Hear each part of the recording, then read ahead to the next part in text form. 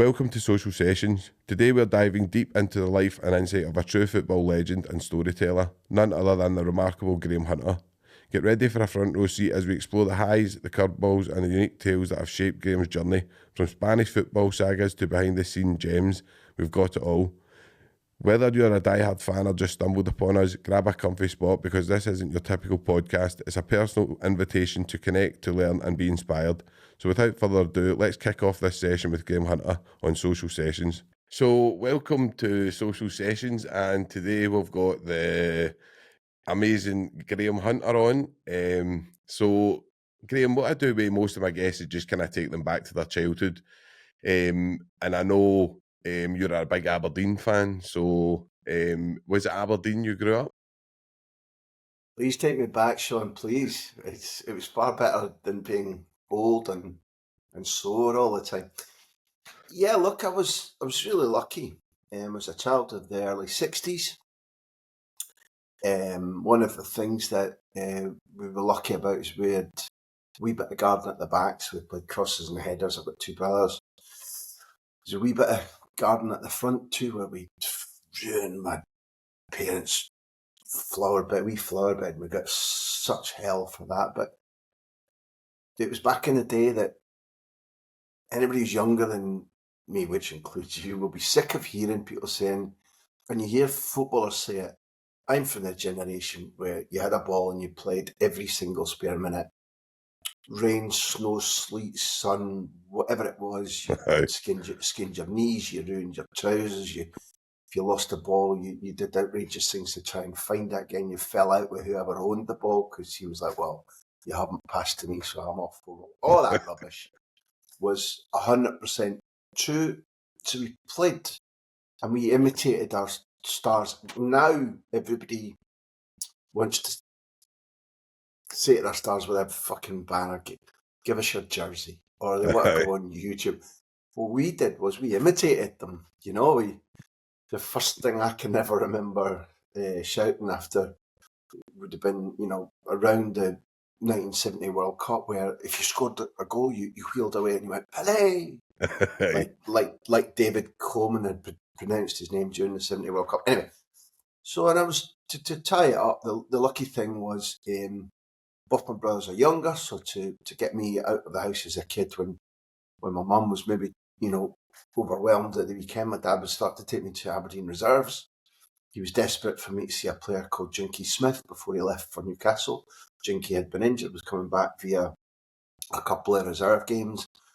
So I'm told that I got to see him aged, would have been about 5, maybe 6 for the reserves.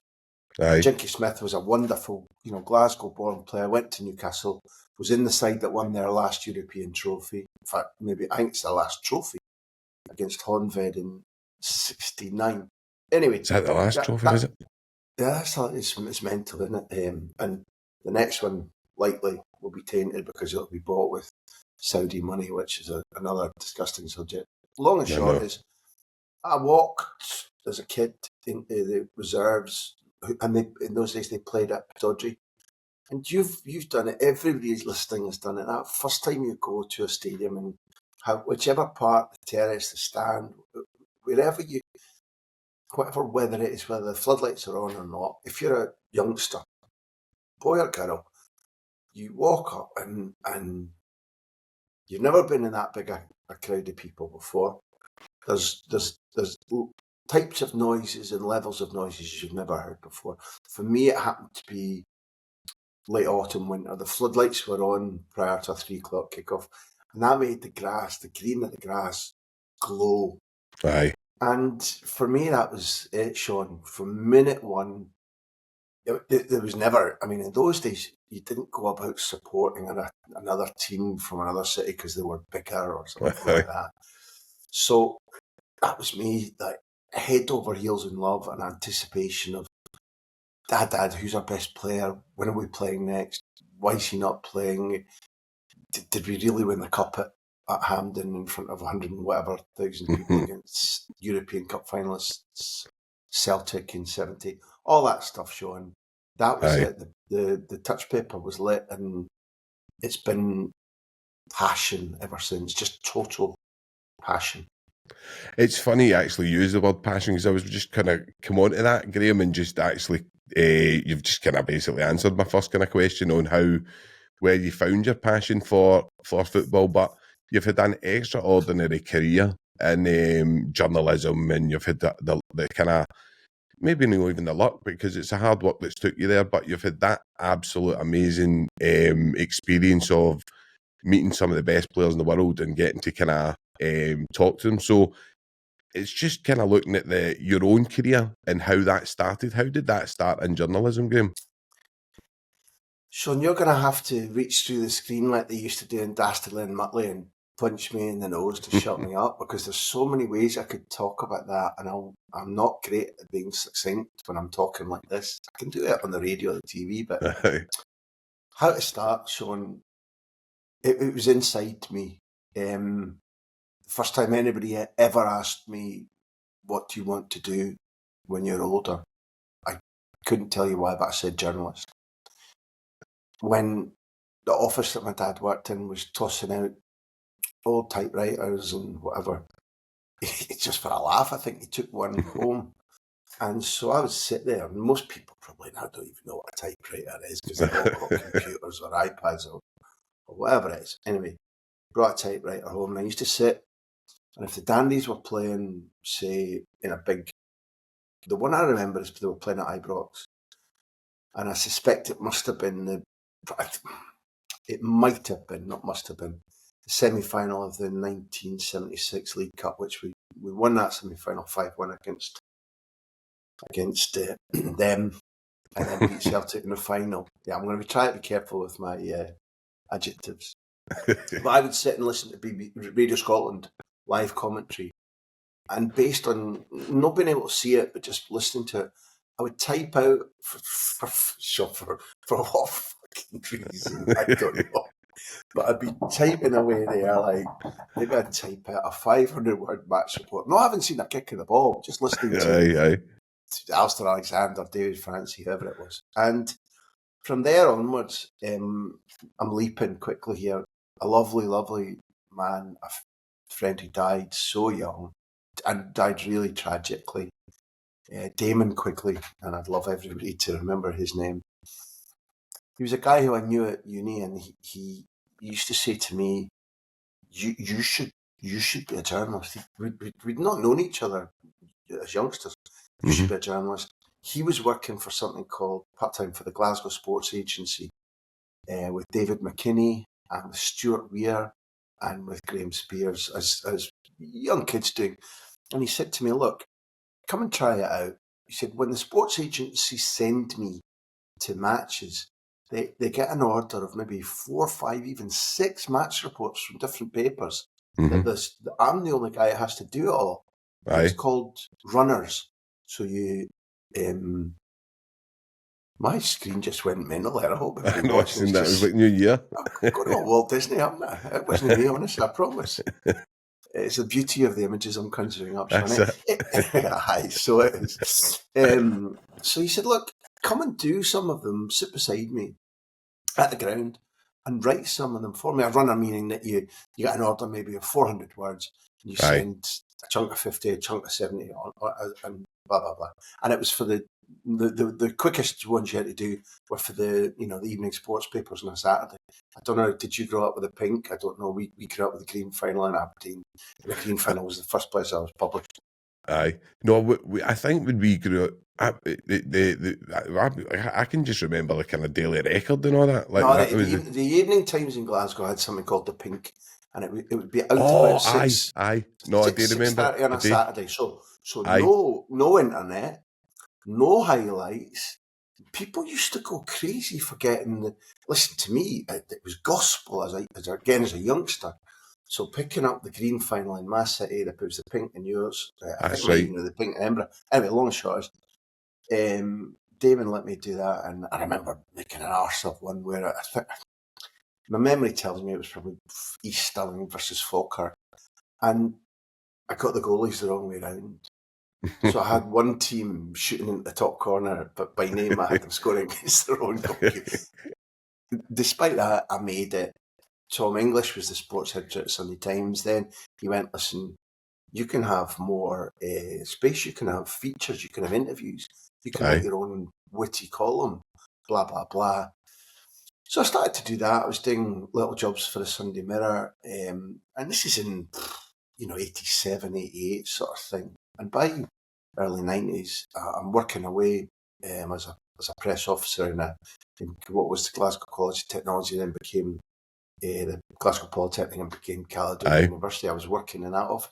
But I was, it was only a reasonable side wage writing weekly for the Sunday Times Scotland. And I went to the World Cup in 1994 with my wife and my brother, just to spend a month mucking around that tournament.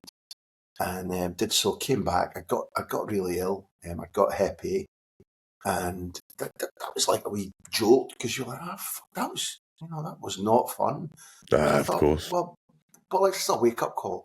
And I'd saved a pile of newspapers when I got on to Glasgow, which is where I lived at the time, from the coverage of, particularly the Herald, coverage of the World Cup. And I looked at it, and I suppose even then I knew Jim Traynor was an arsehole. But anyway, I looked at all the coverage. Wow. Hold on, lads, I'm not playing in the gallery. He is. And I looked at it, I can do better than that. This doesn't represent the World Cup I saw. This is rubbish. And I walked in the office where I worked, said to him, I'm leaving, I'm sorry, I'm quitting, walked out. I won't go through all you said, you used the word luck, Sean, but luck tapped me on the shoulder. Okay, I put myself in situations, I tried things, spoke to people, but unbelievable things repeatedly happened. Nuts. Completely fucking nuts. Until the Daily Mail's opened in Scotland, they've offered me a job based on how I reported the arrival of Pierre Van Hooijdonk at Celtic. They offered me a job as a contract as a rugby reporter. I'd never played rugby at all. Well, I mean, I played it once. Aye. Once at school? No, not at school. Again, it's another mental story. Pissed in Dublin, Hogmanay in Dublin. My mates my mad drinking, drug-infested mates, all played rugby. We were there at Hogmanay on Hogmanay. One of them's going around the club. We're all celebrating, saying, "For a man short tomorrow, too many Guinnesses." I'm like, I'm playing. Never played before. I played in a game whereby there was a World Cup winner, an Australian World Cup winner, a winger who'd scored the most tries in any World Cup match, and there was two British Lions in our team, Scots, both of them, Kiwi Scots, but Scots, and on the other side, Blackrock, was a very young Brian O'Driscoll who ran into me. I didn't know in rugby you could run into somebody, just put your hand in their face like down like so. I played in that game and hurt in places I didn't knew existed. And anyway, so they give me this job as a rugby reporter. I report it as football. So I report it about rows and stories, and it gets me going. I become the football reporter. I get a massive break. I'm in John Mark Bosman's house when the verdict comes down in his favour. That's a big scoop. The editor at the time said to me, "I'm going down to London. I'm taking over. Will you come?" I said, yes. Within, I don't know, within a year and a half of having been given a part-time rugby contract at the Scottish Daily Mail, I'm the chief football writer, football correspondent for the Daily Mail in London. Dream job. And on it goes, and I get promoted, and a bad man comes in, eventually kicks me out, and I flip a coin, and my wife says, "Listen, let's go to Spain." We go to Spain. No job, no contacts, no money, very little Spanish language. And everything I work hard, but everything kind of falls into my lap. Beckham arrives, Barcelona reinvent themselves. And I surf that wave, Sean, and here I am today, nearly a quarter of a century later, after having come to Spain. It's an amazing story, it really is. And obviously I know you're I'm thinking you're kind of close to a lot of the Barcelona team that were obviously touted as one of the best teams in the world, if not the best. And I know you wrote a book. Unfortunately, I've not had a chance to read it, but my big pal Colin says it's one of the best books he's read. So can you tell us a wee bit about how that came about? Because I know that was a big success, Graham, that book. Sean, it's really silly. Again, it's this is where you literally just going to have to slap me, because people that listen can work out whether it's coincidence or it's not. And we're all Celtic, so we're a bit mystic I about believe in things. manifestation as well. Okay. I believe Okay. So I'm on a bus from Barcelona to Girona Airport to fly home to see my family, and I'm sitting in a cramped bus trying to crash something out on the computer about how, in my opinion, on the Monday, this is for the Sunday Herald, and a friend of mine was a sports editor there, and he said, "Listen, what do you want to write this week?" And I went, "Listen, it's a travesty that Xavi is not going to be named Ballon d'Or winner on Monday. It'll be Messi, but I want to write about Xavi." So I wrote this big long piece, and he was generous. He said, "Give me 1,700 words, give me 2,000 words, whatever." Aye. Now, in that distance, you can really write, Sean, but preferably not on a fucking Ryanair bus to Girona Airport. So I'm crashing this thing out. In fact, what had happened was they'd had a feature with Colin Montgomery or Sam Torrance's dad. It had been cancelled. Everything fell out, just completely dropped out, and they were like, "Give us more." So I really wrote an essay. You know, it was honest, it was powerful, it was from the heart. And I knew Xavi reasonably well at that stage. And I went into print and I read it, on the Sunday morning. I felt, okay, I've done an okay. I feel quite. A couple of weeks later, I got a phone call from two guys, one called Martin Craig and the other called Neil White. And they went, "Look, you don't know us. We were both journalists in Scotland while you've been away. We believe that sport is beautiful. Sport is huge. Sport's like cinema or opera. And at the moment, every reports it like it was like fucking hanging out the washing." And they've remortgaged their houses. They've given up their jobs. And they've started a publishing company in the middle of a fucking world financial meltdown, Sean. So I'm like, these are the boys for me. And they go, "Listen, we read your Xavi article." They said, "Could you do that in a book form?" I was like, "Well, one, I don't know because I've never written a book, but two," and literally I say to them, "I'm not doing that. Everybody knows everything about Barcelona." Because I'd been living it, I'd been submerged in it, I've been thinking about it every minute of every working day, which is seven days a week when you're a freelance. I literally said to them, "No, not everybody in Britain. I've been on Revista on Sky, I've been explaining it on the radio, writing it every week in the papers. There's nobody left that doesn't know everything that I know." And they were like, "That's shite, you're doing it." So it took them several weeks to convince me. And I began to write it, and I found it hard. I think that producing a book, particularly if you've been trained in, think about, I don't know if you've ever thought about, the newspapers have never been held in less regard, I don't think, than they are now. And largely, I think they've earned that. But 14 years ago, it wasn't quite the case. And I grew up finding newspapers magical. Like broadsheets, depth of writing, seriousness, intelligence, wit, beautiful pictures. Anyway, so when you work in the newspaper industry and it's your passion, Sean, think about it. You come into, if you're in the sports section, you come in maybe 26 pretty much blank pages every day. Now, filling them is a challenge. Some people get scared of that. Some people get addicted to it. And I got addicted to it. We talked a lot about addictions in social sessions. And it can apply to anything. It literally becomes a high of endorphins and a need to keep repeating. And tucking one away doesn't give you any satisfaction. You stop, you might have a pint or two, you go home, and the next morning, the challenge is exactly that. So, but it's immediate. You get instant product, you get instant gratification. In a book, you don't. You're sitting there researching, interviewing, planning the structure, writing the chapters, rewriting it. It's long. It might be, I don't know how many words the book was in the end. 150,000, 200, I don't know. And it takes months. It's like, giving birth to a baby elephant. It's a gestation period where you're like, will this ever fucking end? And I didn't enjoy it. And then it came out. And you've reminded me, I haven't thought about this book for many years now. But what people said about it, what people felt about it, the couple of awards that it won, they were stunning and they were moving, and it surprised me. And I'll tie up by saying when it won Book of the Year, I forget which year it was.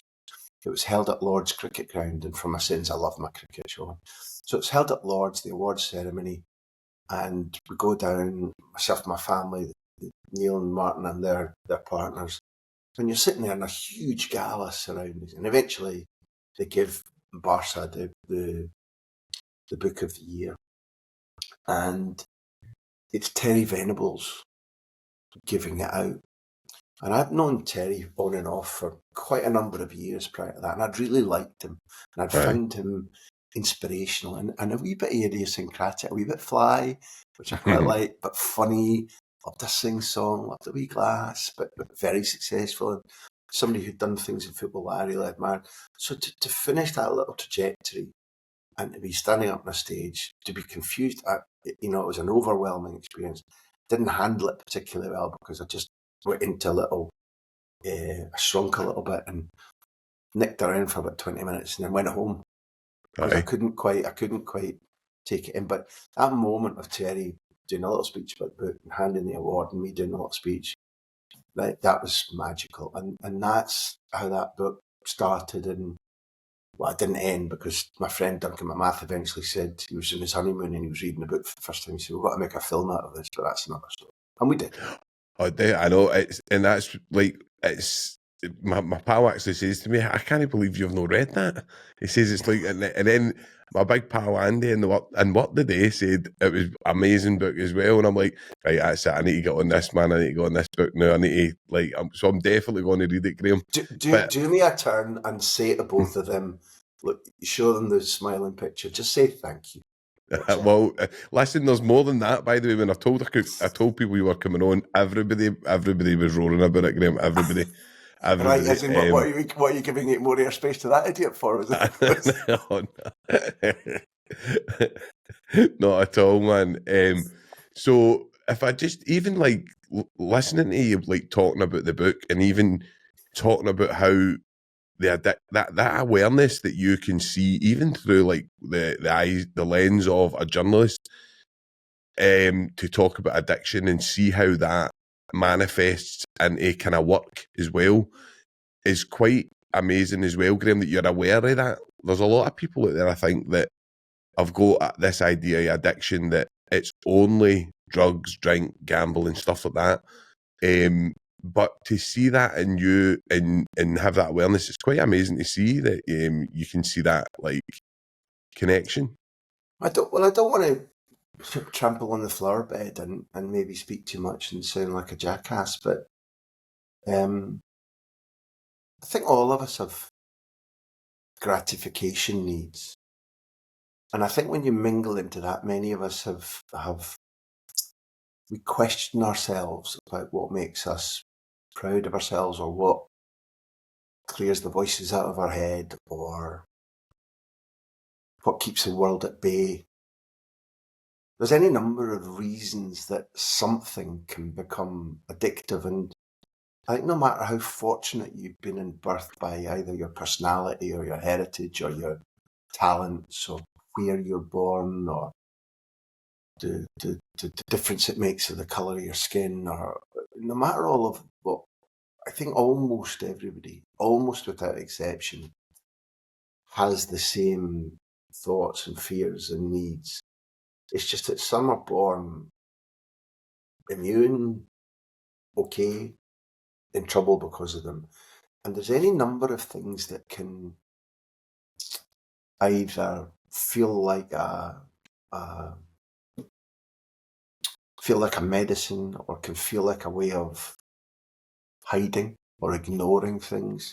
But Definitely. also, I think we all yearn for a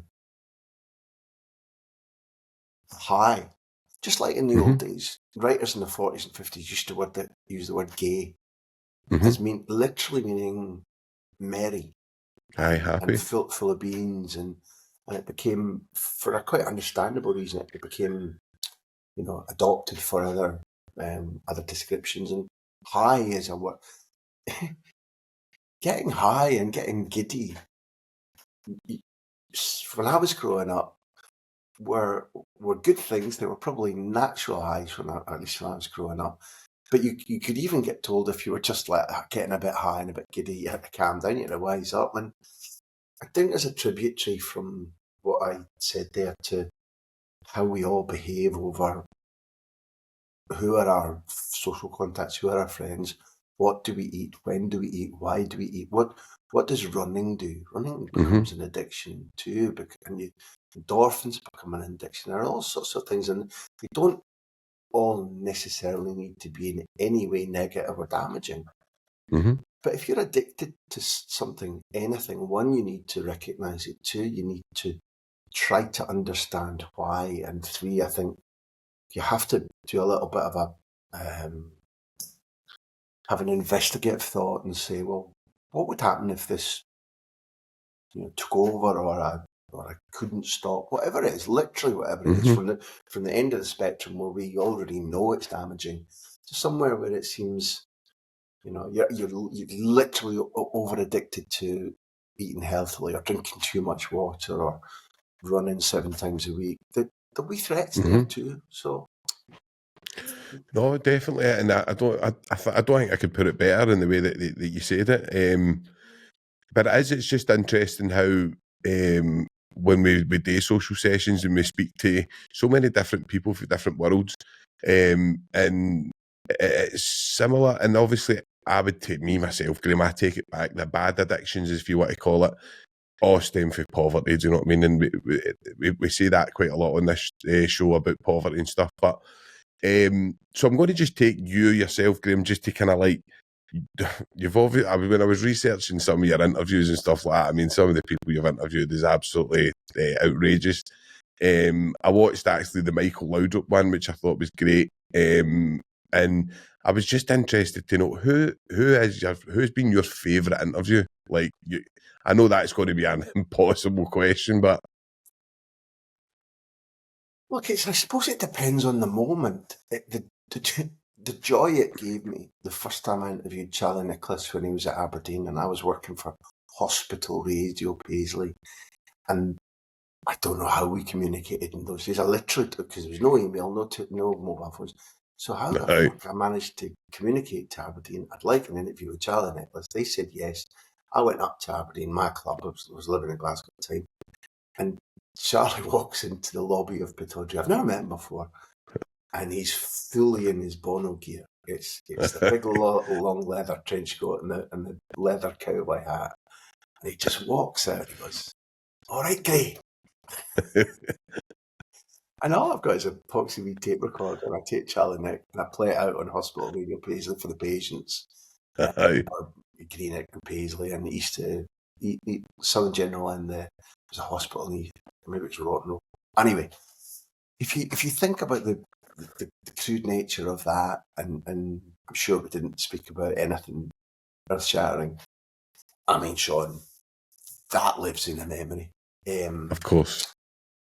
I remember, for example, I'm losing it even just talking about it now. You'll laugh at me, but we were due to be interviewing Jodie Morris at Chelsea. Whew, what an impact this has had talking about it.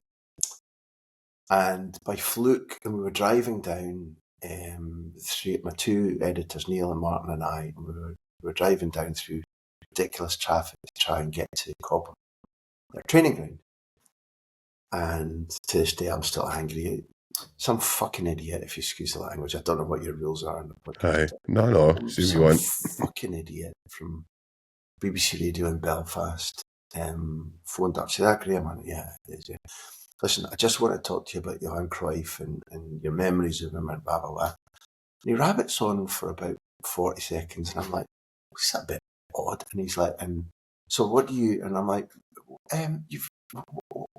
why are you? He said, Cruyff died. So what we want to know is like, and I was like, let me stop you right there. You fucking useless cunt. How dare you phone me and not tell me, first of all, the greatest man football's ever known has died. I'm phoning you because I know you knew him. And I was fucking furious that we, in theory, the BBC is supposed to be a blue ribbon. And so he didn't have the courtesy to think, well, the person I'm phoning might feel something about this. It was like, It's lack of humanity. The perfect phrase, Sean. All he was like, how can I convert this phone number into something that'll do me good as I tap out some. Anyway, I swore him, I hung up on him. And it really affected me, and I'm sort of quite emotional now talking about it, was because it's come out of the blue. And I've got a photo here behind me where, just by total fluke, I conducted that. He was my hero since 71. Aye. And I've got a photo of me conducting the last hour interview that he did. And we'd all thought he was coming through it, because he said, about 2 months before he died, he said, we're at half-time in the battle, and the second half's looking good, and then suddenly he was dead. And good. We went and we interviewed. We sat down. It was the podcast that I did, big interview. Sat down with Jodie Morris, and at the end of it, it was a very engrossing, very interesting interview. And at the end of it, I said, Jodie, it's really affected me. We've talked a lot about Barcelona in this interview. It's really affected me that that Johan Cruyff has died. And I said to him, what can you say to me about him, just to cheer me up? And he said to me, just be thankful that we saw him. Be thankful for him. Mm-hmm. I was like, whoa, yeah, that's a great sentiment. And wow, you really take me by surprise there, Sean. So that would. Sorry, Graham. I'm not. If obviously you It's come out of the blue. It's come absolutely out of the blue to me. I just adored him so much. Anyway, there'd be that. The Bosman interview where I'm, again by fluke, I'm sitting in his parents' room. He's fought the system. He's gone out on his own. He's been frozen out of football. Very few people have supported him. He's gone broke. He's become an alcoholic. He's had to sell all his belongings and move in with his parents. And I happened to go and try to tell his human story on by fluke, the day that the European Court rules that and it wasn't just great timing. He gave an unbelievable interview that stands out in them all. One of the most remarkable I've ever been part of was with Peter Schmeichel in Copenhagen one winter afternoon up in the loft of a big sort of apartment hotel, and he talked about fear. He talked about when, Peter Schmeichel, this big, booming, successful, daunting, arrogant, loud, brilliant goalkeeper, big personality, talked about the first time he ever played a Champions League match that mattered for Brøndby against Porto.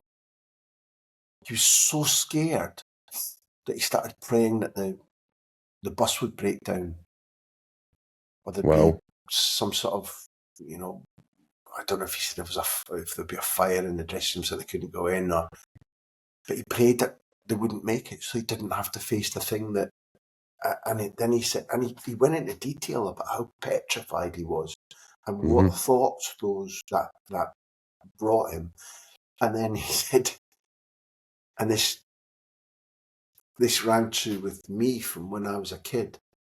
He said that he got to the stadium, he talked to himself, and he said, so he's telling me this in his voice, going, Peter, this is the thing you've trained for all your life. This is stupid. I'm not. You can't. And this is where you wanted to be. And gave himself such a row. And then he looked at me and he went, and I never felt that way again. And I remember doing a version of that to myself when I was 13, 14, a little bit cheeky, a bit being picked on, being bullied, being punched in the school playground by bigger fellas. And I remember going, fuck him. I'm taking the licks that are coming. I'm not changing.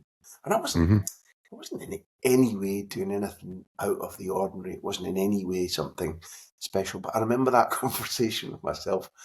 When you're giving you such an impressive guy, I'm No, going to give you the laugh. In the mid-70s, around about the 74 World Cup, Jackie Stewart and Ronnie Corbett made the wee tartan tammy with the bubble on top that's right. Aye. quite popular. So, in fact, I won my first football trophy the night that Bayern Munich beat Sonettian at Hampden, which must have been 75 or 76. Anyway, the next day when I'm in the garden with my brothers, there's a picture of my two wee brothers and me with my tracksuit and my tartan.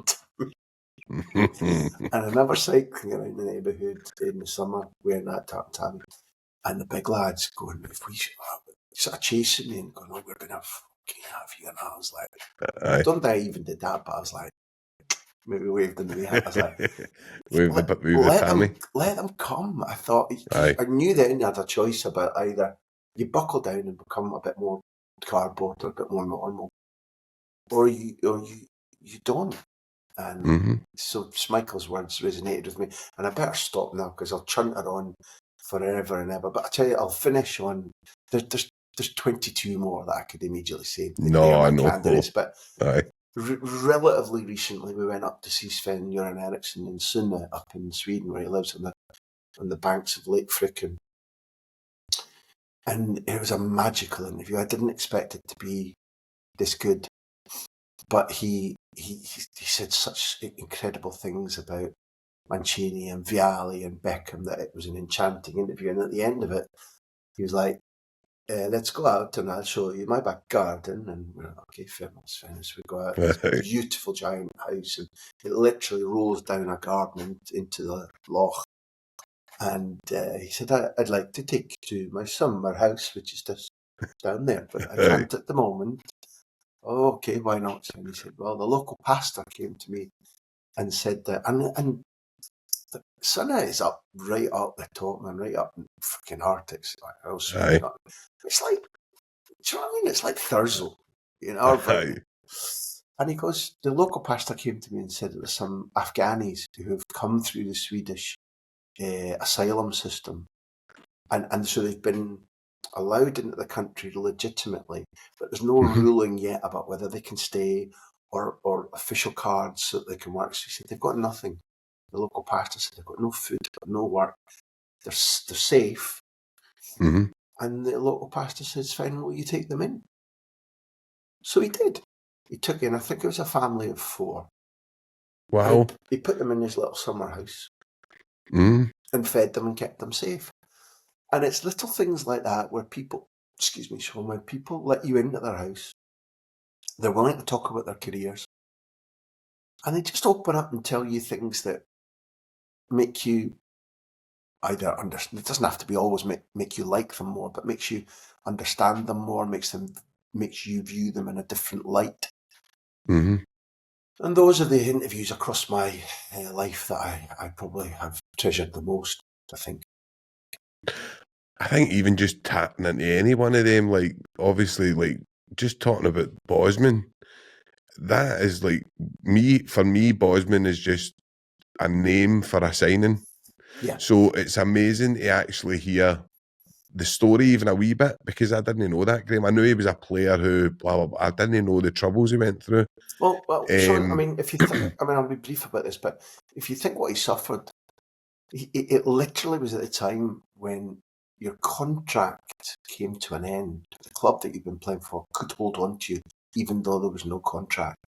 It was a slavery, such an emotive, evocative word, but you were a prisoner. You were a prisoner. Definitely. And his lawyer, he and his lawyer were like, okay, we're going for this. And he knew that the giant forces, it's like the Russell Crowe film about the tobacco industry, which I don't know if it's called The Insider or what it's called, but it's like one of the most powerful films you can ever imagine. Bosman kind of knows that he'll be chased, that he'll be excluded, that the whole weight of the system will come crashing down upon him. And it does, and the unions don't support him, don't even really care, Sean. And that's why I went. I went because I wanted to understand what his mind was like, what the suffering was like, whether he felt it had been worth it, with no clue no clue that he would win, really. Aye. No clue that would be the day. And he's sitting there and he says, poor old folks as well, because they weren't like decrepit, but they were old. Aye. Because he was already in that stage in his mid-30s. And he was a bit bloated. He didn't look like a top athlete because his misery had led him to drink. Aye. And they were there, and the phone starts ringing off the hook in the other room, and his mum comes through and says, after it, it rings and rings and rings, and he goes ignore it, and she goes eventually because it rings and rings and rings, and it's the world's media trying to get him. She comes through and goes, "That's Agence France Presse. The interim verdict is in. You've won. They want to speak to you." And she's bowled over as a mum. Of course. And he goes, no, because he'd said to me, I phoned him from Brussels Airport when I landed. He didn't know I was coming. I landed in Brussels Airport, phoned him up with my rubbish French. He didn't speak English. Aye. I said, listen, I need to come and see you. He's like, no, fuck off. I'm like, no, wait. Listen, I'm a young journalist. I believe in you. And he's like, well, how much money have you got? And I said, I've got 32 quid in French francs. He said, well, get on a train to Liège and bring that, and you're in. So, and at a stage when his mum comes through 4 or 5 hours later and said, you've won, he's like, tell them all to fuck off. He said, nobody wanted to know me. He said, I'm speaking to this fella. I'm going to finish with this fella. I'm going to do it right. Then maybe I'll speak to them all. And again, I was like, fuck my old sea boots. It was extraordinary. It's amazing, isn't it? Yeah. It's these type of things where you do. We've spoke about synchronicity. We talk about kind of manifestation. We've spoken about this. But these type of things tend to come in and fall into people that are there, maybe that are not as pro-system as some of the other ones, and some of the people that actually do really care, Graham. And I think it stands out for, you could have easily said, my favourite interview was Messi, it was this one, you did not, you chose the ones that meant the most to you, that actually meant something. And even talk about Peter Schmeichel, it's just amazing to hear, because obviously, like, guys like us don't see that. We only see the facade that is football. We only see that powerful image. And we'll talk about a wee bit about Saudi Arabia and stuff soon, but you just see that. You don't think these players are real. And I spoke to Andy McLaren, and Andy was obviously he's a great friend of mine. He's a great guy. And it's like one of the ones where Andy was kind of similar, but you just don't see it as like, even the stuff that Andy got shouted at him, stuff like that for fans and stuff, and you don't see the effect it's having, and you think these players are just there. In a way, you don't see them as human, Graham, if that makes sense. I think no, it's a subject of mine that if you'd asked me at the beginning of my career about that, I wouldn't have seen the tendency. But because I've been doing this for a long time now, and because I'm a person that things make me angry quickly, I come from a family where one of my parents was very politically active and believed in causes, and either by genetics or by example, that's been passed on to me. And both the world could be doing more of that than now, Graham. One of my brothers is a union executive, and he passionately believes in workers' rights and justice, and does something about it. So that's why it's in my mind, Sean. But you talked about, because I started thinking of my family there and my late mum. I've lost my train. You were talking about why did I go into politics and causes? What did you ask me? No, I was basically just saying that you could have chose so many interviews, but you chose the ones that meant the most to you. And obviously that just speaks volumes of the type of person you are. And you have went up against the system a few times, and testament to yourself that you're actually... I think, yeah, but I mean, there's two sides to every coin, Sean. Nobody listening to this needs to ignore the fact that I'm a fucking pain in the arse. Obstinate, if there's a tide, I'll swim against it. It's quite hard work being around me. But the one thing I've tried really hard not to be is sheep-like. I don't pick positions to be contrary. But when I see something, you talked about footballers as products, that's what got me going. Over this career, I've watched the football I started going to as a boy and then as a fan. Fans didn't behave like that. Footballers were less distanced from us because there wasn't really a superstar culture. They weren't marketing objects to the same extent as they are now, and that's different from the fact that they used to advertise stuff, but they weren't a marketing vehicle where everything they do is sold. Their image is buffed up, and to some extent, the football industry, footballers and their agents have unknowingly created part of this problem, maybe about 25%. But I think the vast part of the problem is the football media, the sports, the entertainment industry, whereby it's a voracious, uncaring, unthinking coal engine on a steam train, where it just needs coal fucking shoveled into it again and again and again and again and again and again. And therefore, there are very few people who make their livelihoods or make money out of the football industry who really give two fucks about players being deliberately and also subconsciously portrayed as kind of toys you take out of a cupboard to either venerate or abuse every 3 days. And it's only relatively recently that responsible broadcasters and journalists have started to say mental well-being, feelings of worthlessness, footballer addictions. When I was midway from between, I was a young journalist to beginning to be a successful journalist. I think George Best was still regarded as something of a circus freak. It was funny that you could see George at a certain pub in Chelsea by the fire station, and it was funny that you could go in there and buy him a goldfish bowl of whatever it was, gin and tonic or whatever. It was, I'm talking in inverted commas, it was funny. No, I know what you mean. He'd be a bit pissed on Wogan.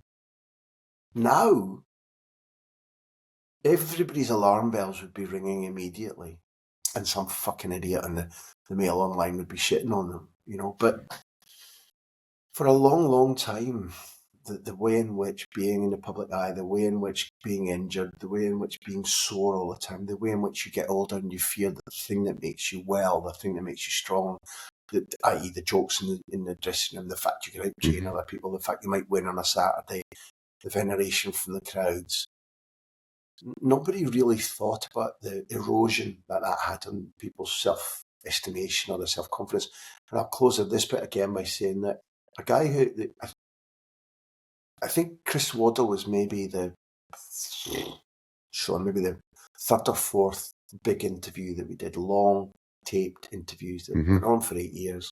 And I would go usually to people's homes or book a conference room or go to their training ground. We went to Chris's home. And it was a magical interview upstairs in his loft, records everywhere, posters of music everywhere, shirts he'd worn in frames everywhere. 2 little statuettes of Laurel and Hardy, who I love. I think they're the funniest thing ever still. And I thought, well, I'm going to like this fella. And it was an hour and 20 minutes of really good anecdotes. But at the end, he talked about when he was at Sheffield Wednesday. Less so Newcastle because the seats weren't the same. He said Hillsborough had a lot of those old wooden seats that were on springs. Aye. And he says, as a winger, I love to get people off their chairs onto their feet. And he said, you could hear it. You could hear the slap, slap, slap, slap, slap, slap, slap of wooden seats bouncing back up against their wooden back as people got off their chairs. Go, look what he's done there. Aye. And then he said, and all of a sudden then I didn't hear that sound anymore. And fuck me, that was a mournful, sad phrase, because it told you so on everything. It was like he knew he wasn't getting anybody off their seats anymore. Think about it, you know what I know. What that adrenaline, endorphins, adulation, self-worth does to you, builds you up there, and this thing about now they're all treated like products. And at least you've introduced in social sessions a debate that I hear a little bit now compared to before, where people say they're human beings, they're not products, they're not just toys you take out and then you can shout any old shit at them, or you don't care about their personality or their worries or their fears. Being good at sport and being mega rich takes away almost none of the problems that you or I or Peter or whoever's watching this face. Some of them, but usually it's like the penny thing at the arcade where it's just replaced by a whole new set of them. I think. See, before I started social sessions, obviously you weren't privy to different things, but you hear things now, and the addiction rate with football players, gambling, and like drinking and stuff. I mean, it's not as bad, and I don't think as when Andy was playing and stuff, and maybe when we were a bit younger, Graham. But it's amazing to just think that this is all going on in that world, because you don't see it. We watch, like, you play FIFA, you maybe play Championship Manager, you play these games, you watch a game on the Sunday, you watch the Champions League final. We don't get to see what you're seeing. You're getting to see the human side of probably people that like Ronaldo, Messi, and that are probably the kind of first football players that I've seen that are kind of like godlike to kids. And the way that I mean, obviously there's been players before that, Maradona, but I mean, marketing. Like I seen, I don't know how you feel about this, but I seen Ronaldo obviously at Saudi Arabia, and I watched the Tyson Fury fight with Ngannou, and you could tell Ronaldo was just there because he was told to be there. I don't really think he was sitting beside Conor McGregor, and he was sitting. It was just like, I was like, what is happening here? Like, that is this the way this sport's going to go now? And then obviously they're coming out of the football. I'm really worried that they're going to try and get teams into the Champions League and stuff. I don't know how you feel. You maybe know a bit more of that, Graham, but man, it's such a subject. You know, you've hit me where I live, because when Qatar were awarded the World Cup, I was absolutely categorical that the process had been bent. And I said to myself, I won't go to that World Cup. But I'm a freelance, and by the time it came round, I was offered employment. And there's no question that Qatar's society isn't as extreme as Saudi Arabia. There's no question that Qatar as a society are petrified of becoming more liberal because of already warlike relations between them and Saudi Arabia and how bad it could become. Nonetheless, I feel ashamed that I went and worked, because financially I really needed to. It wasn't augmenting money. It was, my living is not a living where you get wealthy. Being a freelance piecemeal journalist isn't. And I think that directly relates to your question about Saudi Arabia, and my knowledge of it, my views about it. I find it impossible to in any way reconcile myself with what they believe a society should be made up of. The way in which they murdered Khashoggi, the journalist, who was simply a critic of their actions.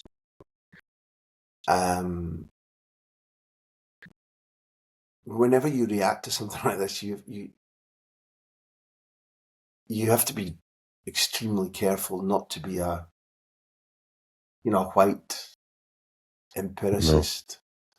Other people shouldn't be doing this because that's bullshit. That's utter bullshit. And for example, if Qatar want to expand their football prowess, if Qatar want to import people that will teach them. So I've been out there a couple of times, once or twice, to interview Xavi, once for the World Cup. I remember Xavi telling me out there when he was coaching out there, there was such a problem with childhood obesity because families were Qatari families, not the immigrant workers that serviced the place. Qatari families were large and very rich. They all had 2-3 car families. They overate and kids were growing up obese. And Xavi said, look, it's part of what's going on here at Aspire Academy that they want to re-educate children about exercise and the brutal 50-degree heat affects that. So there's many things to argue about that. Irrespective of how they run their society, the idea that they want to become proficient at club and international level in football, and they want to re-educate their youth, boys and girls, as to what the benefits of an active lifestyle is, I find that all fantastic. But they hadn't reached a point under any circumstances where they merited hosting a World Cup. In terms of the stadium, in terms of the entertainment, they did quite a good job, but they stole it and they put it in the middle of the season, having said that they wouldn't. That's the kind of lying and cheating that decent, ordinary people, whether it's footballers, journalists or fans, sponsors, we need to speak up against and say, well, this can happen, this shouldn't happen, we need to learn from this, that's wrong. And we've got that in front of us with Saudi Arabia, where in terms of the general public or those who view football sport, I don't feel alone. But in terms of almost anybody I meet in professional sport, almost anybody, their concept is, well, the money's there. Why not? If it's not me or if it's not us, everybody else will do it. We just reached a point with Saudi Arabia where I want to de-participate. I don't want to have to, if I can avoid it, do interviews at Newcastle. I don't watch them. Big deal, let enemies go notice. I don't watch them on TV if they're playing at home. I wouldn't. The Spanish Super Cup is played out in Saudi Arabia, and the new format has been divinely successful. It's more football, it's more pressure, it's more disregard for footballers' need for rest. But it's working a treat. It's absolutely brilliant entertainment. But if somebody asked me, would you go out and cover it? I'd say no, I won't. I just, no thank you. The people, I don't have the power or the influence to stop things like that happening. But my small baby step, Sean, is to not participate. I think that's I think that's a testament to yourself again, Graham. I think it's an amazing outlook to have, and I think if more people, listen, even myself, I'm really quite outspoken, and you need to find yourself watching what you're saying and watching what you're saying when you're actually. Some places we're watching a genocide happening, and we're just kind of sitting back and. And you're actually feeling a bit scared to actually speak about a genocide, which is I don't know where it comes from. I mean, it's like, and even to some of my own family that I speak to are really not interested, and they'll say to me, "Sean, you're going on about this, and why it's so negative?" And I'm like, "But I can't not see what I'm seeing." I saw a statement today, Sean, to back you up, which is just to briefly. Somebody wrote today, if you're tired, if you're sick and tired of hearing me going on about the slaughter in Gaza, think about how they feel about it themselves. Sick and tired of being shot and bombed and tortured and starved and frozen. There's just no way around that debate. And I think when you see, because my cousins that call me conspiracy theorist, blah blah, all that kind of stuff. But we have a wee chat, and I said like maybe 6 months ago, I said Saudi Arabia will come into this war at some point. I don't know how, I don't know why, but they will come into it, and they will be kind of American backed, and it does seem to be happening. And I think what I see is this: look over here, look what we've got, we're giving you all this great entertainment, but don't look at what we're doing here. I think that's a smart, educated worldview based on how tyrants have behaved over your and my lifetime. Mm-hmm. Definitely. And I mean, obviously I'll try and change it, right? I'll change the subject so we're going to something a wee bit more positive, Graham, right? Because what I'd really like to talk about is the cultural difference between Scotland and Spain. Obviously, Scotland's got this culture of kind of drink, drugs, party hard. Spain, I know from kind of whatever, like being in prison for so long, has got some serious organised crime. But they don't seem to have that kind of bottom, like I don't know, that kind of bottom level addiction problem with kind of drugs and stuff. I don't know. You might be able to say that I'm talking rubbish here, Graham. But there seems to be a kind of cultural difference where the Spanish kids have got a wee bit more chance of going to football academies, going to kind of, I don't know, maybe, yeah, obviously I'll open the question up to you. Sean, it's a an hour and a half long podcast in itself, and I can only paint little dark corners in order to try and make an answer. I was in a car the other day with a brilliant footballer that I really like, called Steve Archibald. Aye. Who did, started at Clyde and he was a Rolls Royce mechanic, started at Clyde, came to Aberdeen, went to Spurs, went to Barcelona, eventually for Espanyol and Hibs and Blackburn. And It's not the guy who played for Airdrie, is it? he owned Airdrie, aye, correct. And Steve was a world-class striker. Won the title in Spain, got to a European Cup final, won, I think, at least one, maybe two European finals with Spurs, won the FA Cup twice with Spurs. Brilliant striker. I mean, genuinely brilliant striker. Went to minimum 2 World Cups with Scotland. Anyway, long and short is, I've known him since 1999, and he lives around the corner and we're friends. We were driving across Barcelona the other day, and we were talking about a beer in the morning. And I said to him, more or less, listen, when I was living really strong, really hard, if I'd had a right big night and 2 hours sleep, I'd start the morning with a black coffee and a beer. I wouldn't touch anything else for the rest of the day, or maybe the rest of the week, but that would see me square. Mm-hmm. But if I'm just in an ordinary day of whatever kind, and somebody suggests having a beer in the morning, then I'll want 15 or 16 more. It's as simple as that. But Steve and I were agreeing that it's a cultural shock out here, that it's really normal for ordinary workers to have a beer in the morning. Like ordinary workers. So I was saying to him that when I used to go to a particular gym across the street from me, I'd take my younger daughter to nursery, I'd go in and do a gym session, I'd come out, be about 9:30, and there'd be a guy in a suit and tie, also having been at the gym, and he looked like he was going to work in a bank or an insurance company or something. He was having a little canya. Right.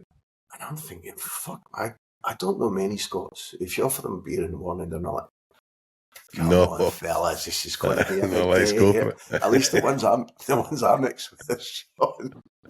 And Steve was like, he came over here in '84, and he said the culture really shocks you. He said it's totally normal, and you even see some people, like ordinary folk who wouldn't understand our concept of alcohol. They'll eat late at night because the society is a late night society for kids and adults, and they'll have a coffee for breakfast and nothing else. And breakfast will be had because they ate late, maybe about 11:30. and it'll be a little donut and a coffee, but a lot of them will have maybe just a little shot of brandy as well. Mm. Now, It's mad, isn't it? I'm using that as a tiny wee answer to the fact that you already know from your travels and from just understanding the continental lifestyle that in many of the European continent countries, they just simply think about drinking completely different from us. It's not about how often can you get away with it, how much can you get down. It's not a boast about, fuck me, I drank him out under the table last night, or can I get a fly 3 at lunchtime? They'll, apart from the obvious thing about the majority of the Mediterranean countries will like the Spaniards, the top athletes who spend their working careers not drinking, will be outraged if they can't have a glass of wine with lunch and a glass of wine with dinner. They'd just be like, what kind of heathen situation is this?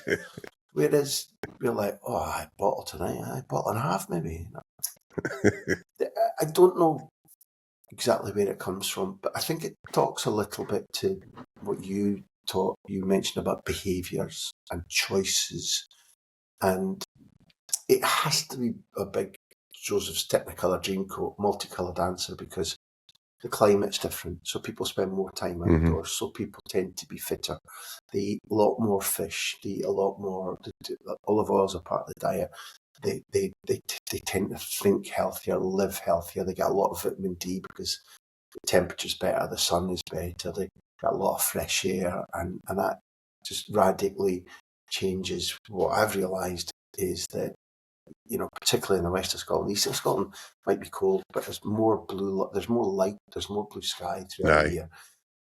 I did live quite hard, and I did value a pub and a pint when I lived in Scotland, but to the west of Scotland. But living with that grey carpet over your head, living when it's mochy and wet all the time, I don't like it.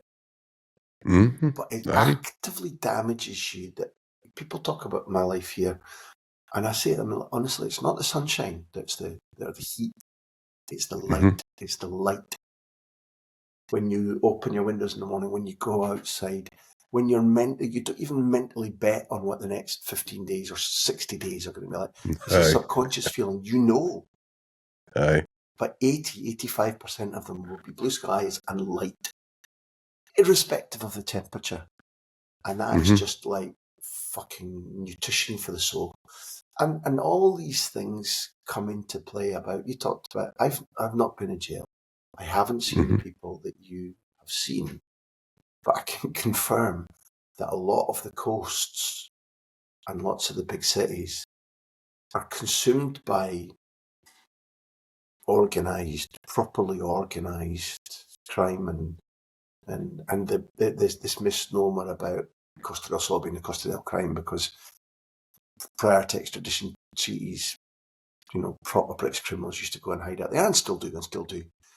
That doesn't even sniff at what certain Eastern Bloc countries have imposed there, and there's South American mafias that dominate in certain areas of Barcelona or Madrid, and so on and so on and so on and so on. There's I think organised crime is homogenised now. There are very few places where it doesn't impact because it can make money and spread misery. So these things do exist in Spain, but you got to the heart of it, and I'm not a sociologist, so I can't define it broadly. And there's one last thing I'll chuck in, because you talked about society. When I came here, it was ultra true, and to a certain extent it's still true.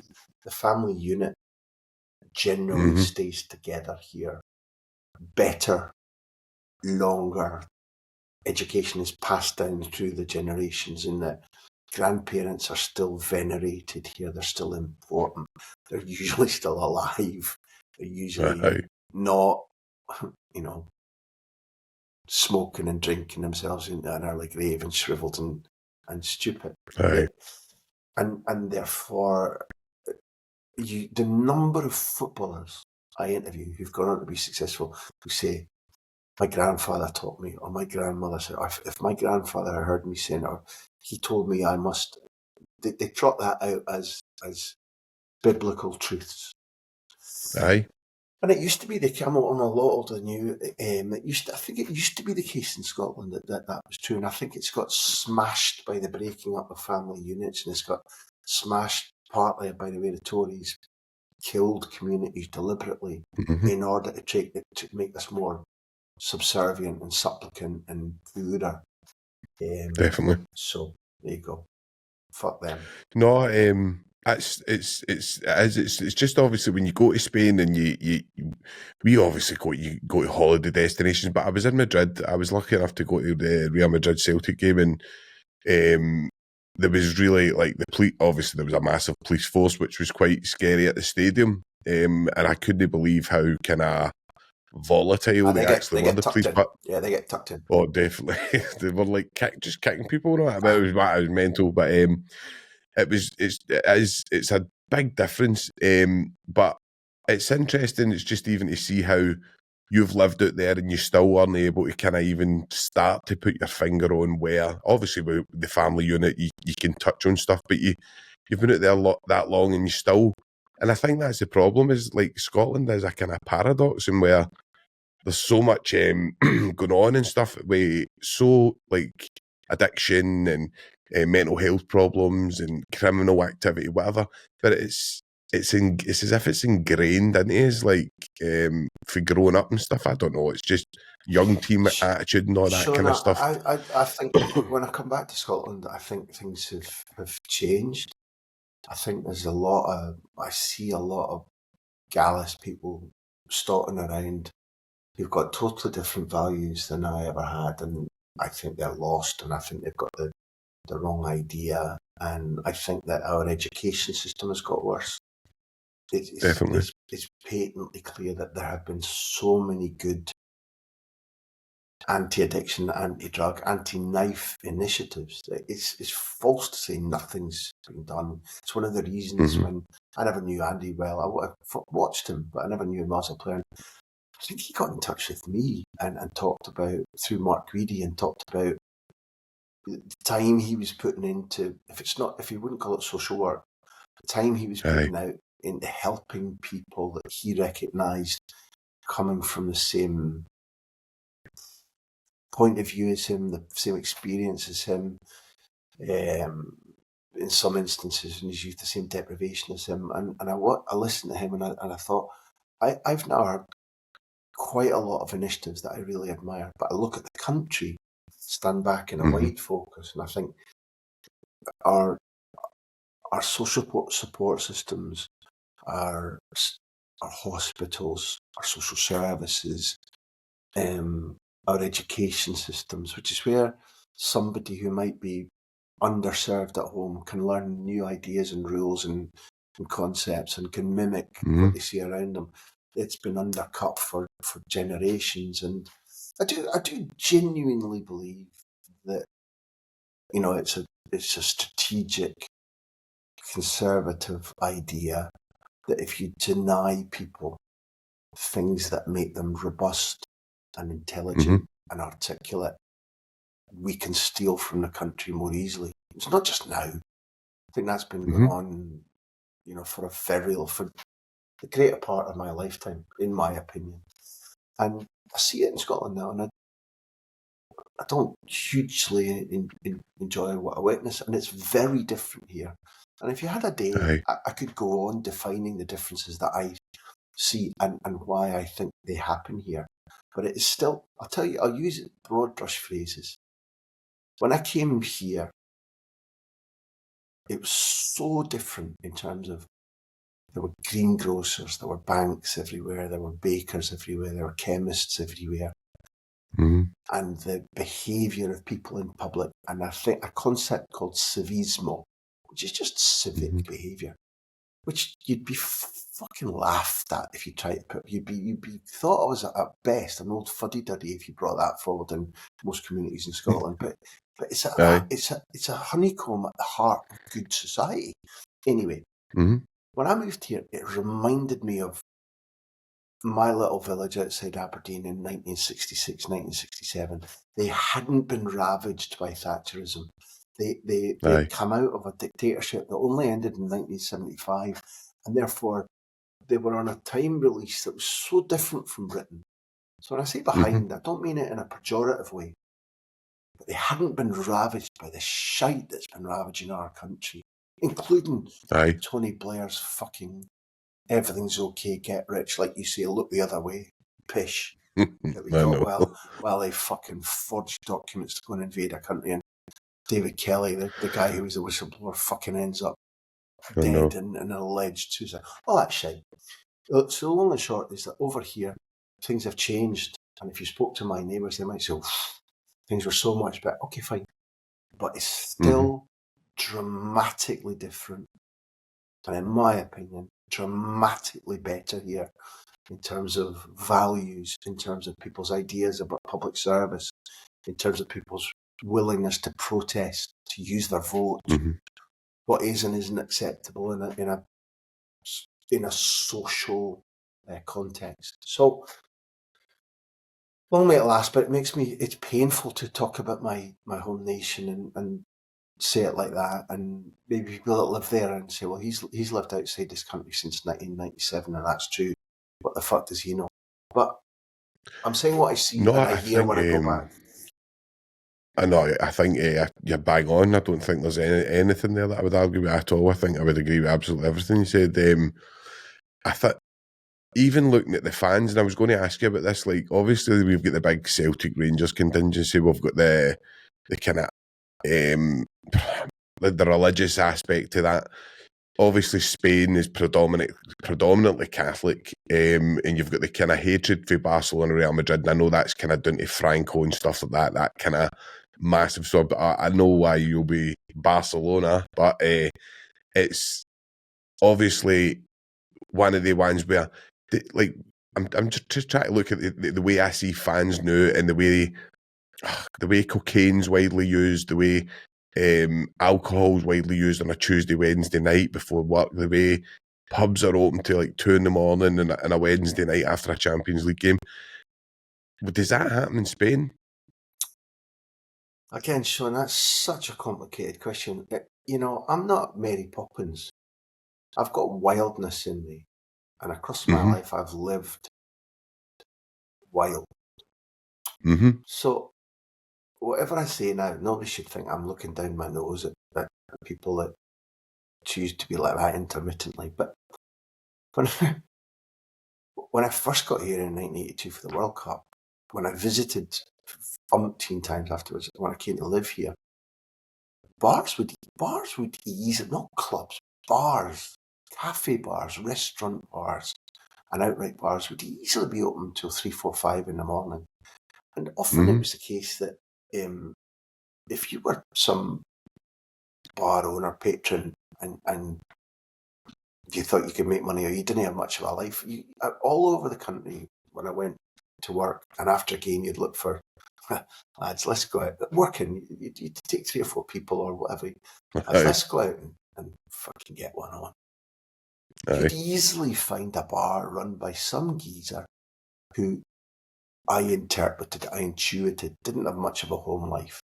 I was like, I'd rather be here earning a few bucks until 6 in the morning. And it wasn't even Locky Inns. Locky Inns were when I was growing up, a Locky Inn was a sacred concept. Can you find the right place? Are you one of the in crowd? The doors are closed. We've got another 2 or 3 hours of fucking bevying off the clock. You're brilliant. You didn't have to do that here. Gradually, that type of establishment, that type of person has increasingly died out. Licensing laws have become a little bit different in Spain. It's not as relaxed. It's not as Mediterranean. It's not as common for that to happen as it used to be. There's very few places that are absolutely, dead at 11 or dead at 12 at night. But the absolute guarantee you could have about in any city, villages and towns, maybe not, but anywhere you went that had a decent population, if you wanted to make an all-night of it, all night, no sweat. No sweat. There for you. And I'm speaking as a first-hand witness.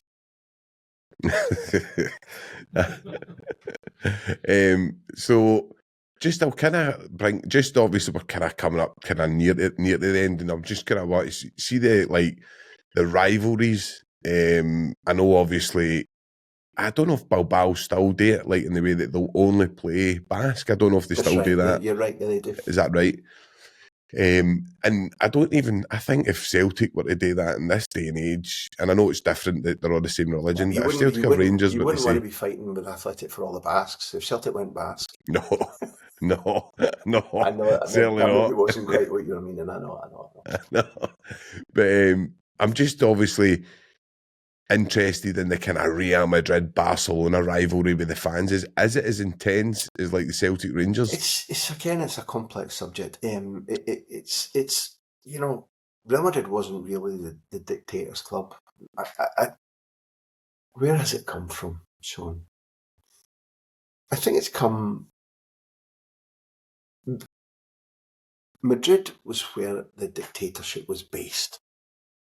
Mm-hmm. Franco was a horrible little man, typical fucking little man, a sort of Captain Mannering on testosterone, little cunt, and he tortured people in Catalonia that opposed him, that spoke out, that wanted democracy, and he banned, through fear and intimidation, the use of the Catalan language. Now, that's going to breed, because hatred gets passed on through the generations, that's going to breed people who hate and who push back and who resent and who remember. Mm-hmm. That was based towards Madrid, and also there's a if you'll allow me, not be jovial, but in theory, Glasgow and Edinburgh don't like each other. Liverpool and Manchester don't like each other. So first of all, Barcelona and Madrid are kind of two wildly different places. A port, an international, outward-looking city. We are the kings. We are the posh boys. We rule. Landlocked urban centre. So that was going to cause friction anyway. Just like London, Manchester, Liverpool, Edinburgh, Glasgow, Aberdeen, and the rest of the world. and by the way, we're going to win. Fuck you all. So if you throw in oppression, which did happen during a long dictatorship, and then you have two clubs where Barcelona looked on in envy as Madrid dominated Europe one time and time again. What was it? How many in a row did they win? I don't know. 56 through to 62 or 63. I don't know. It was 6 in a row, I think. And then they began winning it again, and Barcelona couldn't win until 1992. So in football terms, and I remember Laporta once I interviewed Laporta nearly 20 years ago, maybe, when he first took over at Barcelona, and he talked about Cruyff arriving. And he'd been a schoolboy, Laporta, at that stage. So Cruyff arrives as a footballer. Ajax tried to sell him to Real Madrid. Johan, being a stubborn bugger, just goes, I'm not going there. Oh, and I'll tell you what else as well. Right up, I'm going to Barcelona. This is what happens. He arrives 2 years before Franco dies. So it's still a dictatorship. Things had loosened a little bit. But nonetheless, it was not a democracy. It was still a dictatorship. And Cruyff arrives. And he had this, he had the long, lanky hair. And he looked like Nureyev. And he looked... And Laporta said that it was just like those movies like where do they do it in The Wizard of Oz? It's black and white and black and white, and Judy Garland walks out and opens the door and it's colour.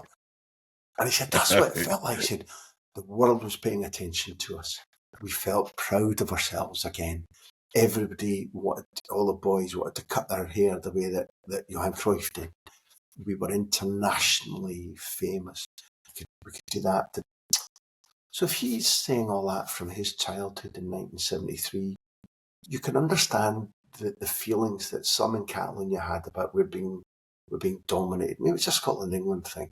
They look down on us, they sneer at us, they steal, they're lazy through the air, and because we're a port, and the Catalans are industrious, they're hardworking. Aye. It's a sort of blue collar place. Whereas there's an image of Madrid where like they're all wearing fancy suits. You know, they've all got the hair a little bit longer and it's greased back, and they're Aye. sitting and having it. So the images grow. What do you call that?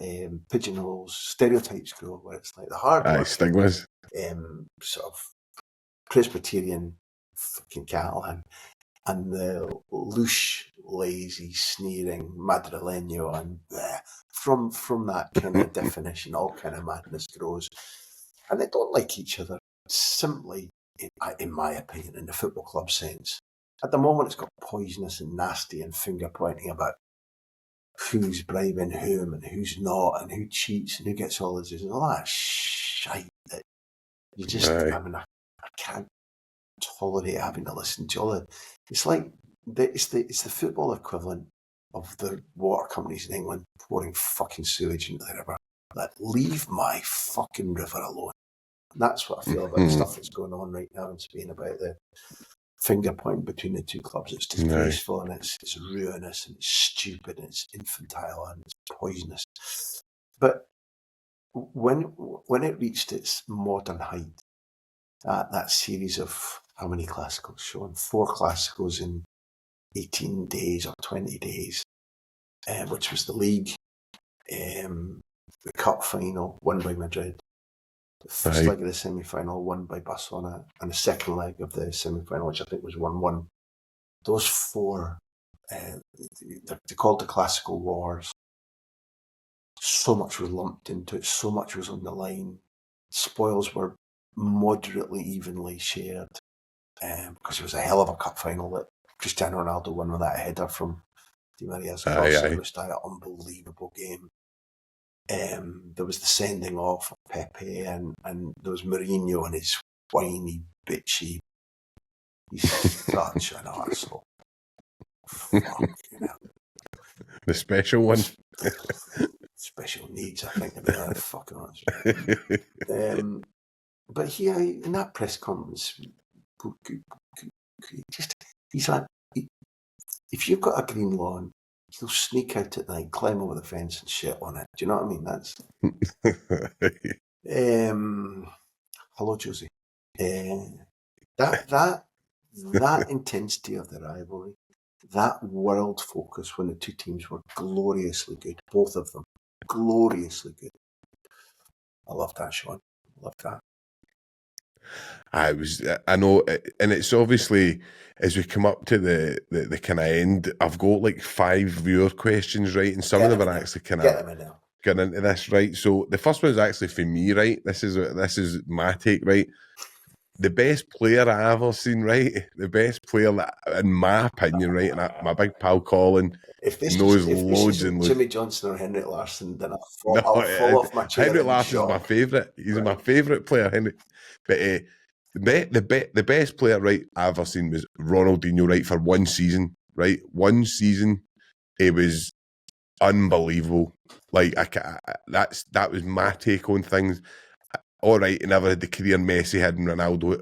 Overall, they were better for 1 season. It was a season he scored the goal against Real Madrid, and the Real Madrid fans clapped. I thought that was when I was right into my football, and I just cannot believe how good he was that season. Who would you say is your favourite player, and or the best player in the world you've ever seen? First of all, in the spirit in which you intend it, who am I to say, Sean? Why on earth? You've got a lot to say. Why on earth would I know the answer better than you would? Yes, I've met both of them, interviewed both of them, fine. Yes, I've made my trade on being able to say things about football that football people like or admire or accept. But if you're telling me that in your lifetime you've never seen a better player than Ronaldinho, I'm not going to piss on your chips. No. The thing for me is not about how quickly he burned himself out and got fat, because you're right. Ronaldinho was just extraordinary. And one of the things that made him special was one of the things that Barcelona started saying about him immediately, which didn't really resonate with me quickly, but Ferran Soriano, who's now at City, immediately, as soon as Ronaldinho came, said he's our rock and roll sign. Aye. People used to talk about how Ronaldinho played with a smile on his face. And with the passage of the years, I suppose that becomes more important to me, more important as part of the memory of what he did. And when UEFA was celebrating its 50-year anniversary, they sent me along for one of the interviews, sent me along to Johan Cruyff's house, and I had an hour with him, and it was filmed, and it was wonderful.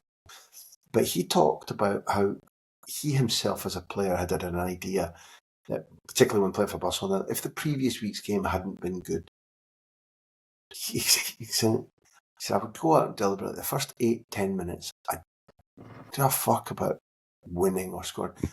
I'd entertain, I'd do tricks, I'd do clever things, I'd take the piss out of an opponent just to get the crowd back on our side, up and up. And I thought, he says, Ronaldinho's doing that at the moment. I thought,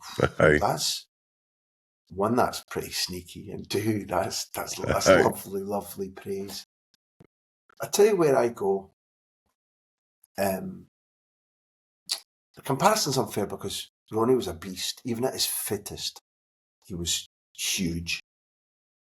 He was made of concrete. The number of players that I've talked to went up against him in training or in matches, and they said, he'd get his arse out to a police style, or he'd be just protecting the ball, showing it one way and they used to show me, they used to tell me, you're going to fucking bounce a mile off. And I saw him do magic. I agree with you. I was at that game where they won 3-0, and he scored twice that day that the Madrid fans applauded him.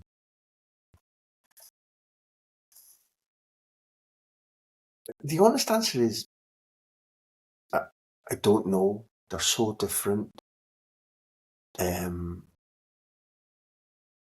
Messi has to be the greatest player, not only that I've ever seen, but in my opinion, if you think about comparisons with Cruyff or even Di Stefano or Best, who I saw live playing for Hibs, but Pelé, Maradona, listen, who can really evaluate and compare and put magic on a podium? I truly believe that Messi is the greatest of all time. And I mean not just on achievements or how long he's gone for. He's supernatural. Supernatural. The thing that lifts him for me is the ability to do so many different things on the pitch in so many different positions, to evolve and to get cleverer and more determined as life goes on. And the number of times, if you took Messi's best conglomerated year or 2 years and matched it up, in my taste, with anybody, the times my jaw dropped where I turned to somebody next to me in the stadium, wherever it was, and went, fuck no. That'll do me, Sean. But I go back to my original point. If you said to me, it's George McCluskey or Paul Wilson, and who the fuck would I be to argue with you, No. So, this is an amazing, I can't believe this question. So this is the second question, right? And it was for my pal Andy, who in work today, this is unbelievable, right? Said, do you know anything about Steve Archibald? And do you know anything about him bringing over the Spanish players for Airdrie? And I was actually like, when you said his name, I went, oh my God, I can't believe you just said that. Steve is so funny. He's got a Sid James dirty chuckle.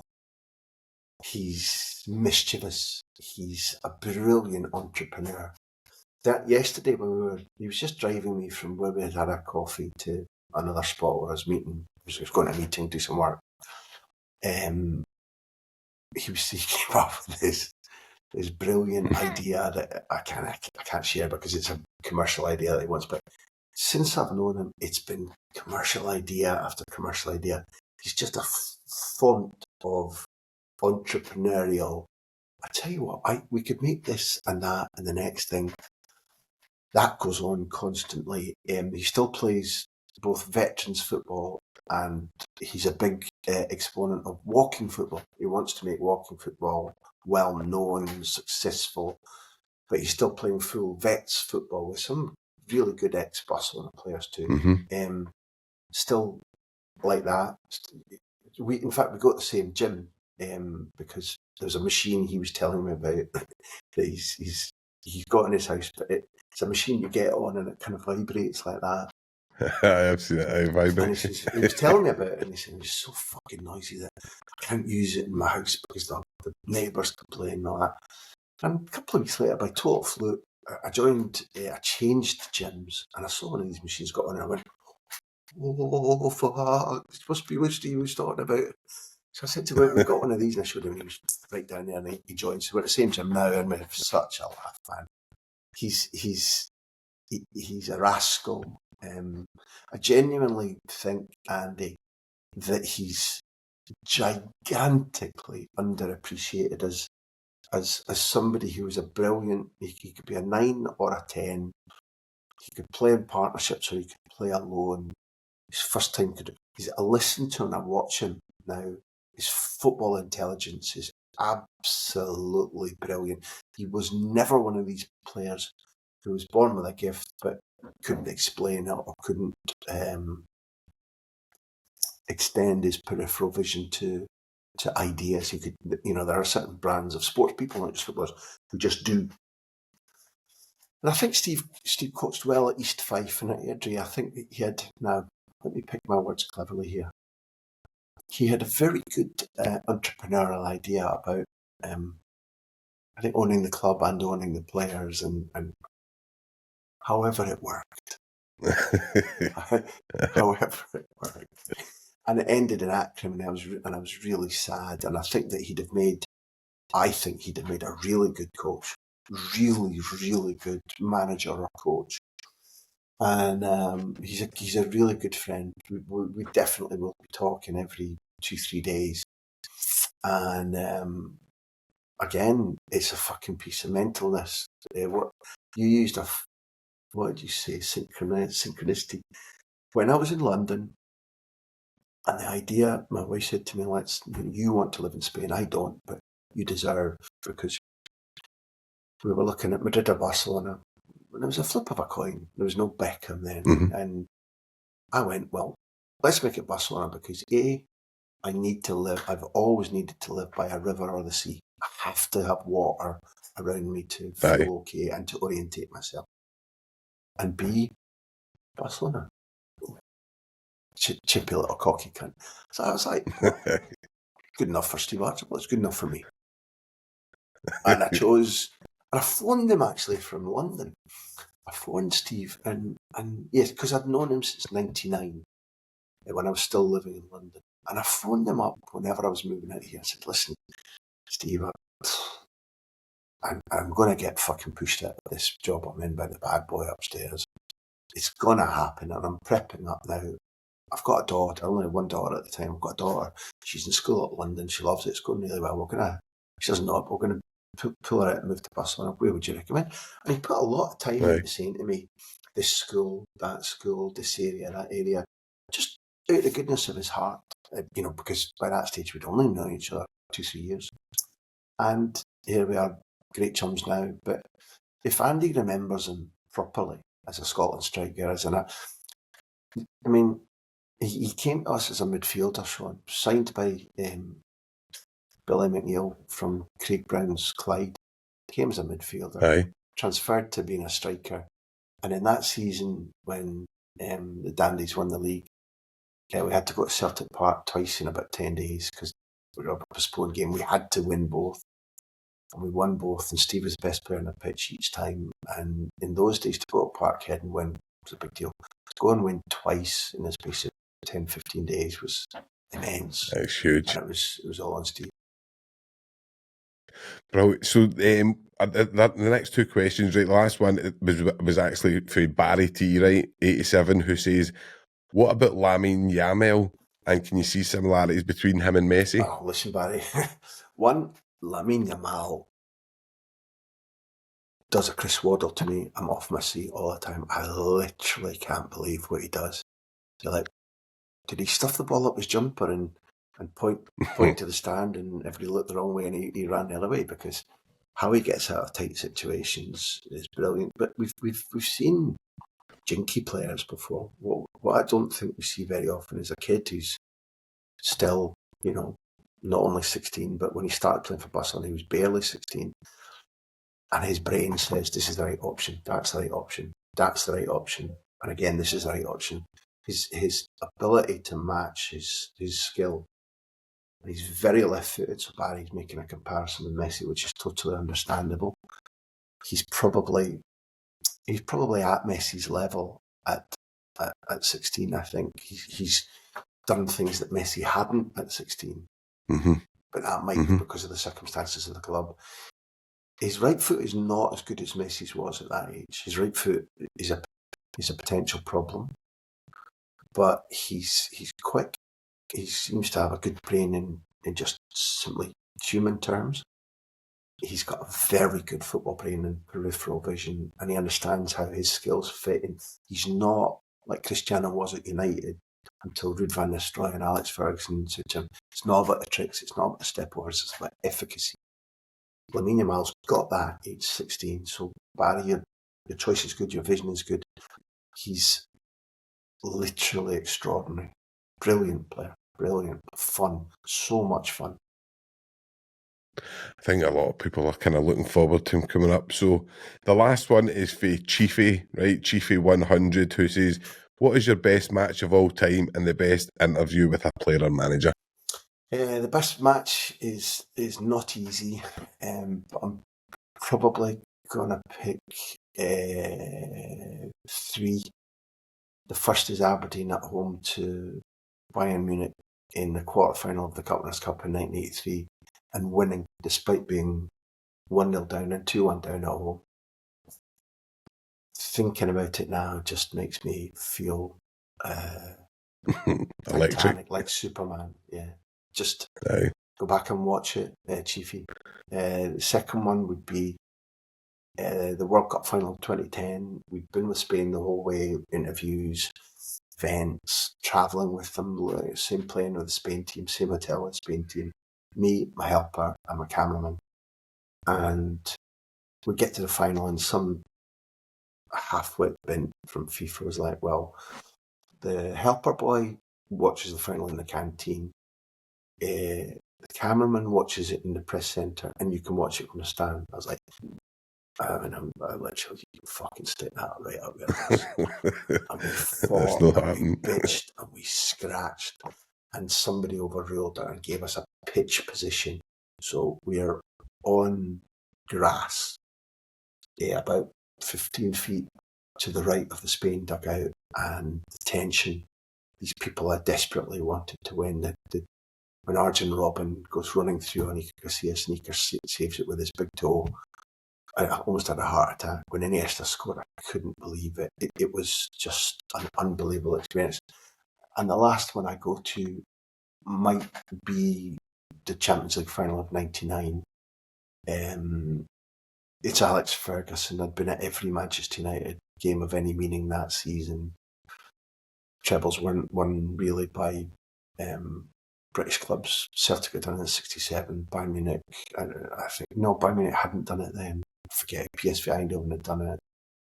But United did the treble. They played not particularly well. They missed Scholes and Keane.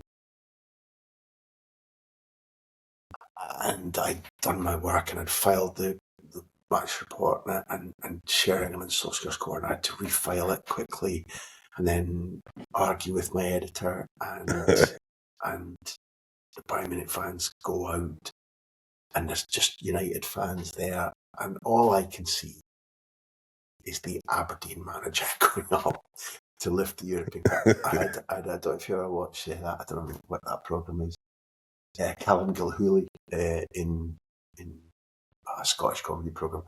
And he says, I had an out of Anorak experience. Out of body experience. About all I saw, Sean Chiefy, was the Aberdeen manager going up to lift the European Cup, and that was emotional. It was a match which, the way people consumed what I'd written, changed my career forever. The head of Sky Sports phoned me and put me on TV because of it, and all kinds of stuff. You never know the moment. So those three games, Chiefy, you'll just have to accept an answer where I don't pick one. No, brilliant. Listen, Graham, it's been an absolute pleasure having you on, honestly. Brilliant, absolutely brilliant. And I honestly just can't say any more. No, thank you very much for being on. Listen, Sean and Paul, listen, you can put this out in 10-minute segments and it'll keep us going until the year 3000. So I'm honoured to have been asked. Thank you for everybody that put in questions. Hello, Andy at work. And as I used to say on Radio 1, anybody else who knows me. Sean, I wish you huge good luck in everything that you do. And if I can ever help you, you can count on me.